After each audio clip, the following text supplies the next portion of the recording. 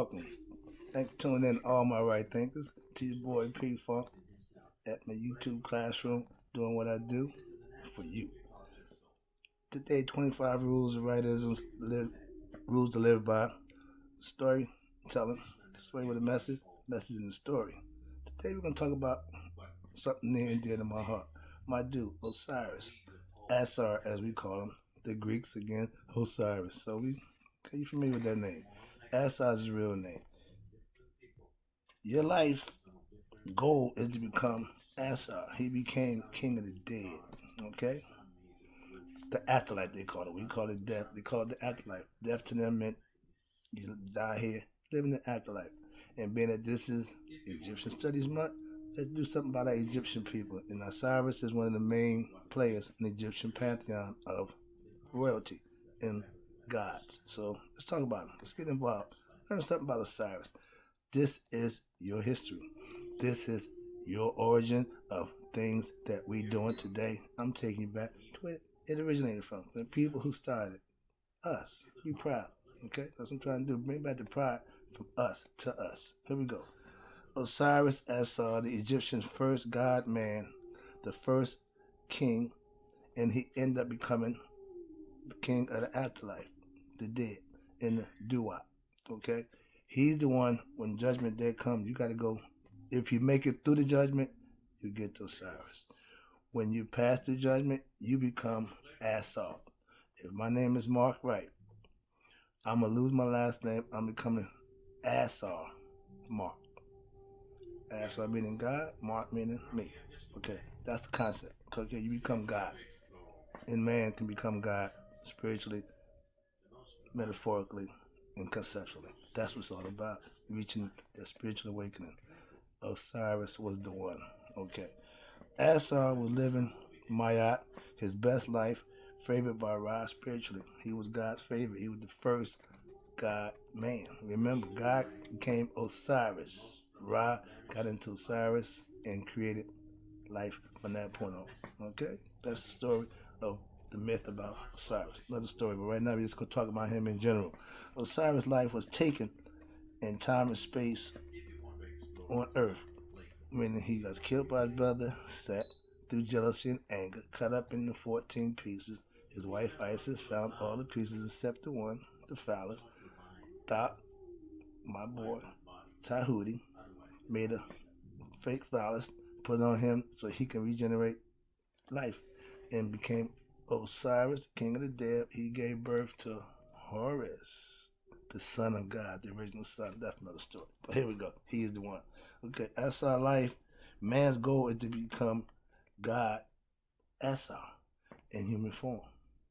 If you live a good, righteous life, Maya, right thoughts, concepts, philosophy, when you go to judgment and pass because you live and doing right, you go to meet Asar. That's what it's all about. Asar shows man the body can die, but the spirit never will. That's the whole point. He died here, but he living on forever in the afterlife.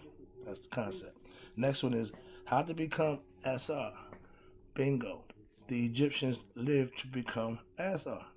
They knew, live right, die, get in the afterlife, everything is good. Okay. And that's the whole purpose of man living, coming to the world. Once you're born into the world, you have an appointed round. You could take any means, any route you want, but your goal is to become God-like in your time. If not, spirit got to get in the line. That's the concept of reincarnation. Here we go. How to become Asar.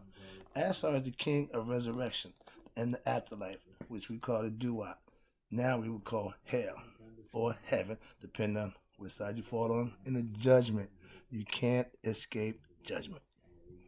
If you're born, you're going to be judged. So live right, purify your heart, speak Makaru, get better, live your best life, and enjoy it. Because this one, when it's over, it's over. But the other one will never be over if you make it. Here we go. You will have to live Maya, right thoughts, philosophy, learn your history, and become the best you can be. I'm trying to help you. I'm trying to tell you what to do. I'm trying to help you out along the way. You actually have to do it. That's the key. I can talk till I get blue in the face, but I live it, I do it, so I can tell you about it, and it comes easy. Here we go. Next one is, in order to become Asar, you have to live his life, learn his story, understand his life, because that's you. It symbolically means you. You're going to have things happen to you, the same thing happened to him. Can you resurrect yourself in the afterlife like he did by living a good life? That's the key. Here we go.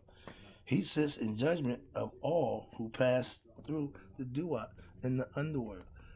That's how it's done. Before he got there, his son Anubis was in control. When he came down, Anubis passed off to him, so he sits, Anubis works for him diligently. Okay? He's the master of, I'm just doing my job.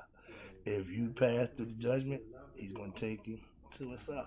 If you fail the judgment, he's going to take you to Amet. He don't care. All right?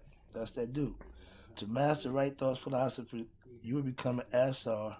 I am Asar. When you had the spiritual awakening, that's what it means. That Nihas, that's what you want. That's what you live for. That's what they did. And right now, we just wild out. We just live for all crazy nonsensical reasons. But put some focus in your life. Put some definition. Set goals. And discipline yourself to do what you need to do. Young kids, no discipline. Oh, my kid got ADD. No, he don't. He need to have his butt whooped and learn to acquiesce and do what he's told. They don't run nothing. No kid tell me, come let me acquiesce about that. Well, mine don't. I see kids who just really have no control. The parent don't know what to do. The kid just do what he want to do. That's a problem. But in the wrong household, that's what happens. When you don't do what things you need to do as a parent, your kid will run the household. The inmates can't run the insane asylum. Kids shouldn't run the household. That's what that means. Okay, somebody should be in control. I'm always in control of my household. My dad ran the household. Men run your household. That doesn't mean be heavy-handed and not the fool. No. Control, acquiesce, and discipline. All those things are important for the children to grow with. That's how you set the standard. I acquiesce. I'm a parent, so yeah, I get a little excited. Okay, next one is, you become Asar when? When do I become? How do I get to become? When do I happen? Slowly back, come down. It takes a process. Process right this. When you live Mayat, practice right thoughts philosophy on a daily basis. When you master the elements and the aspects of all the gods you need, which is one of them is Asar, his wife is Aset, his brother was Set, his other sister-in-law was Nephthys, his son Haru. You want to be his offspring. You want to be spiritually enlightened. You want to be intuitive, wise, and you want to be taught how to be. And you're going to avenge what you need to do to set your life right. Set is the ego. You want to beat the ego. Haru is the spiritual enlightenment. He's the one who would conquer Set every time. Okay. Good over evil. Good always wins. Now, it ain't always guaranteed that good gonna win. That's just my got a problem with that. Okay, here we go. When you live your life over, when your life is over and you have lived Mayat, you will be go to meet Asar, purifying the heart, living righteous. That's what Mayat does. Prepares you for Judgment Day. Okay, here we go. When you are a right thoughts philosophy master through practice and daily living, you are Asar. I told you I know I am. Why? I put the work in. I got my anointment. I am who I need to be right now. That's what it counts. You can't do nothing once the body stops functioning. Party's over. You need to do it while the body is still functioning, while the mind is still capable, and the body is able. You put them together. You work out, I exercise, I meditate, I live right. Those three things will guarantee you life in the afterlife. But you have to do it in this life, repeatedly. Okay. When you have reached that Nihas moment in your life, ding, ding, ding, ding, ding, ding, then you living. That's all. And your ticket, I tell you, is punch. The spiritual enlightenment, the Nihas, that's the ticket. That's what you want in life. That's how it's done. When your knowledge of self is mastered, yes, your new name would be Asar. That's how it's done. Next one is, Why do I need to become Asar? Well, I need to be.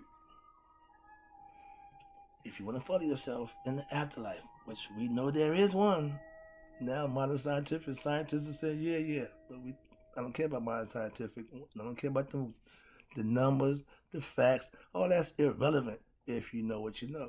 All they do is tell you something that you already know. So I ain't beat for that. Here we go.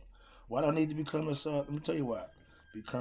Becoming Asar to Egyptians was like becoming Jesus to Christians. Same thing. Live, be, and do. Reach that level of Christhood. Reach that level of Asarhood. Horus, we call it Horushood because Horus, the son of God, fulfilled the obligation that Asar couldn't do. Okay? Here we go. Next one is, if you want to pass judgment and reach paradise, you want to become Asar. That's the thing you need to do. When you live in the mental, spiritual, disciplined life, that's Asar. Becoming Asar is nowadays living right your best life. Now we call it living my best life. Yeah, if you put forth the effort, the due diligence, you will have a good life. And yeah, you punch your ticket, so to speak. Some of them do it, don't even know it. It's okay. As long as you respect him and living right, don't make a difference what you call it. I ain't in the religion thing. I keep telling you. In order to pass judgment, as Asar, you have to become him before you die. That means in this life, okay? Last one. What will becoming Asar do for me? Get you in to be hanging out with him in the afterlife in eternity. Well, everybody wants the Christian want to go hang out with God. They want to be with Jesus. And okay, Egyptians, that's the first concept. We had that concept long ago. Ain't nothing new. That's my idea about that. Asar is what everybody wanted to become to survive in the afterlife. To guarantee your spot in the afterlife is some things to do in this life. That's the secret to life. Live better, do better. That's how you get the ticket points. Being famous and rich in this world, it just make you famous now. Don't count nothing for afterlife. Remember that? Excuse me. Let me wrap this up. I got a few minutes to go. If you become Asar, you have learned and mastered yourself. Knowledge yourself, know thyself. That's the ticket. That's the creed that they gave you. Become Asar, because when the party's over, you want to be where you want to go. If not, you're going to go around. Alright? Becoming Asar was the goal of us all in ancient times. All Egyptians wanted to become Asar. Everybody wanted to live Maya because they knew the results. They knew the rewards. They knew the benefits. Nobody came back and told them. They just believed it. Blind belief, blind faith. Do it every day. We started out doing it. At least it was the right intention in the right way. Now we got blind faith for anything. Any guy come along to talk good and slick and make it sound good. I'm with him. Knowing thyself kills that whole concept. Okay? Here we go. When you reach the level of spiritual enlightenment, you are free. In the afterlife, your heart should be light as a feather. It's going to get weighed against the feather of my eye. And if your heart have malice, jealousy, envy, any of those qualities that you're supposed to be getting rid of, you can't sneak them. You can't fake them. They're there or they're not. Okay? Understand that. The last one. Becoming Asar was hard work, but it was so rewarding. I'll be telling you that all the time. If I knew this a long time ago, I'd have been doing this a long time ago. That's the bottom line. When you get anointed, when you get awakened, when you have your spiritual awakening, your life will change. Everybody gonna go out and try to teach it and profess it like I'm doing, but you will change your lifestyle, you will change what you do, you will change all your bad habits, you become a better individual, and people will notice that. People will see that. You ain't got to run around and say, I changed, I'm no longer gonna do this, I'm no longer gonna do that. You ain't gotta do all that. All you gotta do is do you, like you always do. And it will show. When you was doing the things you thought was good and it didn't work out, you was proud of that.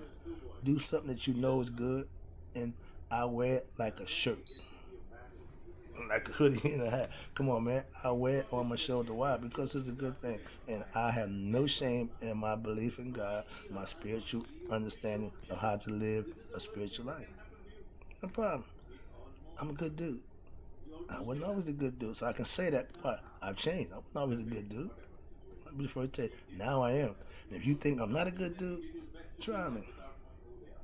Surprise you. But Osirius Asar is who you want to be. Trust me.